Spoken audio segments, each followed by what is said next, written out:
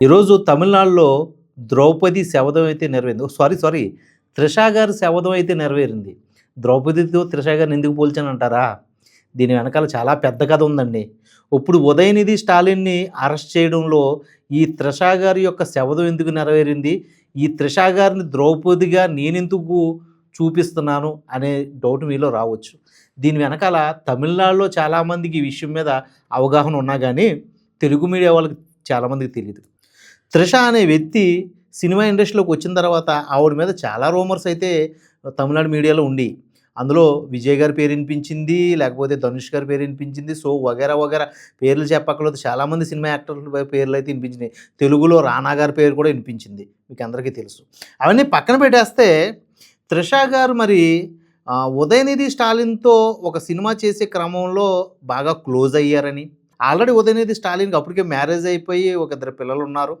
అలాంటి సమయంలో త్రిషతో అతనికున్న లవ్ ఏదైతే ఉందో చాలా క్లోజ్‌గా ఉండడం వల్ల త్రిషని మ్యారేజ్ చేసుకుంటానని ఆ మ్యారేజ్ ప్రపోజల్ ఇప్పుడు ఎక్స్ సీఎంగా ఉన్న పెద్ద స్టాలిన్ గారు ఎవరైతే ఉన్నారో అప్పట్లో 2011లో మాట నేను చెప్పేది.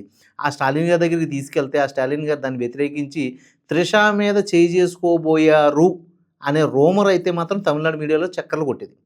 ఆ తర్వాత త్రిష గారు బయటకొచ్చేసి ఆ లవ్‌కి బ్రేకప్ చెప్పి, తర్వాత 2015లో ఒక బిజినెస్ మ్యాన్‌తో ఎంగేజ్‌మెంట్ చేసుకున్న తర్వాత కూడా, ఆ బిజినెస్ మ్యాన్‌కే స్టాలిన్ గారి యొక్క వ్యవస్థ నుంచి అయితే బెదిరింపులొచ్చాయని, దానివల్ల ఆ ఎంగేజ్‌మెంట్‌ని కూడా క్యాన్సిల్ చేసుకొని, ఆ బిజినెస్ మ్యాన్ బెంగుళూరు వెళ్ళిపోయాడనేసి తమిళ్ మీడియాలో చాలా సార్లు కథనాలు రాశారు.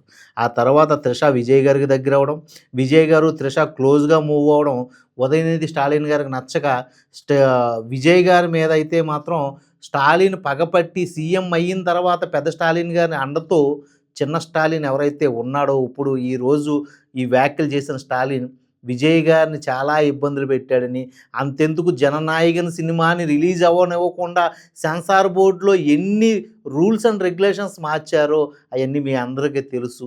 అవన్నీ కూడా ఈరోజు మరి తిప్పి ఉదయనిధి స్టాలిన్‌ని ఈరోజు అరెస్ట్ చేయడానికి దారి తీసిందా? లేకపోతే త్రిష యొక్క ద్రౌపది శపథం ఏదైతే ఉందో అది నెరవేరిందో మీ అందరికీ తెలుస్తుంది. మరి ఈ కథనం మీకు అర్థమైతే త్రిష ద్రౌపది శపథం అనేది మీకు అర్థమైపోయిందని నేను అనుకుంటున్నాను. అయితే ఈ రాజకీయాల్లో అరెస్ట్‌లు, బెయిల్‌లు ఇవన్నీ కామన్ అండి. దీని గురించి మనం కొత్తగా మాట్లాడుకునేది ఏమీ లేదు. బట్ ఏదేమైనా గానీ తమిళనాడు రాజకీయాలయితే మారాయి. కొత్త పుంతలు తొక్కుతూ తమిళనాడు వ్యవస్థనైతే మార్చుకుంటూ వెళ్తున్నారు. మరి ఏమవుతుందో చూద్దాం.